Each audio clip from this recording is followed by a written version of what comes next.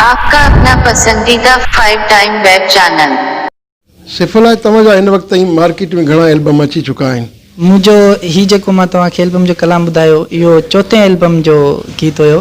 इंशाअल्लाह अॻिते महिनत हले थी ऐं जेतिरी असांजी कोशिशि रही आहे त अञा सुठो सुठो कमु खणी करे तव्हांजे आॾो हाज़िर थींदासीं।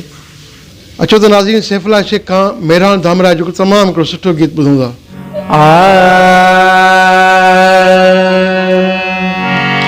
हिकिड़ा माण्हू वींदे वींदे धूड़ उॾाए वेंदा आहिनि। हिकिड़ा माण्हू वींदे वींदे धूड़ उॾाए वेंदा आहिनि। के माण्हू ख़ुशबूअ जो माहौल सजाए वेंदा आहिनि। हिकिड़ा माण्हू वींदे वींदे धूड़ उॾाए वेंदा आहिनि। हिकिड़ा माण्हू वींदे वींदे धूड़ उॾाए वेंदा आहिनि।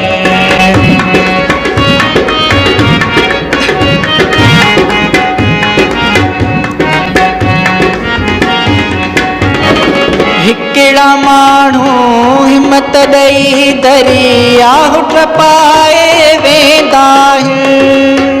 के माण्हू माझी बणिजी नाव ॿोड़ाए वेंदा आहिनि। माण्हू वेंदे वेंदे धूड़ उॾाए वेंदा आहिनि। हिकिड़ा माण्हू वेंदे वेंदे धूड़ उॾाए वेंदा आहिनि। साहब नो समूह साहब जा खोड़ सारा शागिर्द आहिनि ऐं साहब नो समूह साहब असां सां गॾु मौजूदु बि आहे। साईं खां पुछंदासीं त साईं हींअर ताईं अव्हांजा शागिर्द केतिरा आहिनि? साईं शागिर्द गंज आहिनि। 5-6 शागिर्द असांजा जेके आहिनि उहो पंहिंजे रोज़गार जे सिलसिले सां लॻी चुका आहिनि। वक़्त जे लाइ अलाह साईं वॾो आहे। आस्ता साड़े उन्हनि खे बि हिकिड़ो हिमत भाई अलाह कंदो। असांजो जेको हाल आहे उन्हनि खे तरबियत ॾींदा आहियूं। अलाह साईं उन्हनि खे ख़ैरु कंदो। ईंदा कंहिं पोस्ट ते तव्हां बि दुआ कयो। अचो त नाज़रीन सिंध जे सुहिणे शाइर दिलदार अली अबड़े साहब जो हिकिड़ो सुठो कलाम सैफुल्ला शेख खां ॿुधूं था।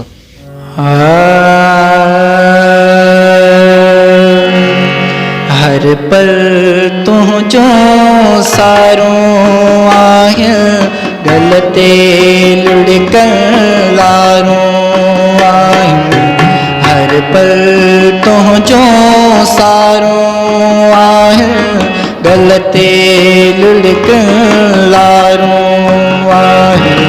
हर पल तुझो सारो आहे गलते लुढ़कन लारो आहे। तो बि सब दिलदार जा साईं, तो बि सब दिलदार जा साईं।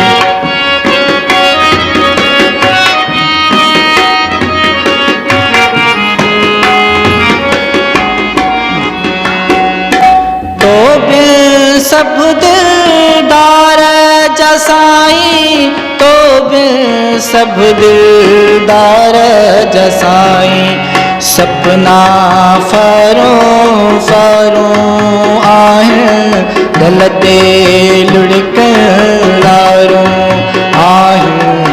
गलते लुढ़कन लारो आहिनि।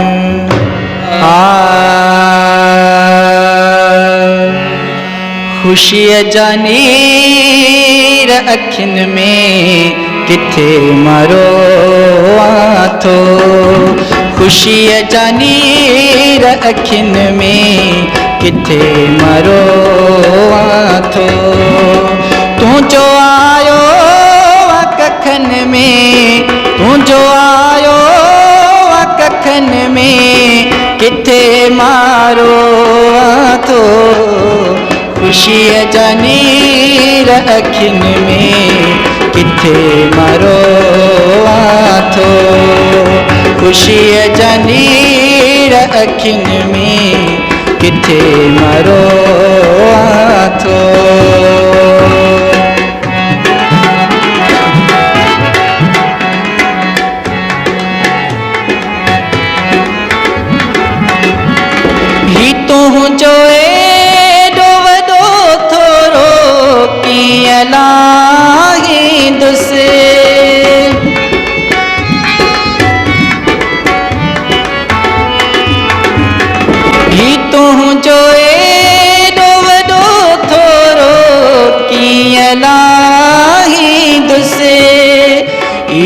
सोचां थो ज़हन में किथे मरो थो, इहो सोचां थो ज़हन में किथे मरो थो।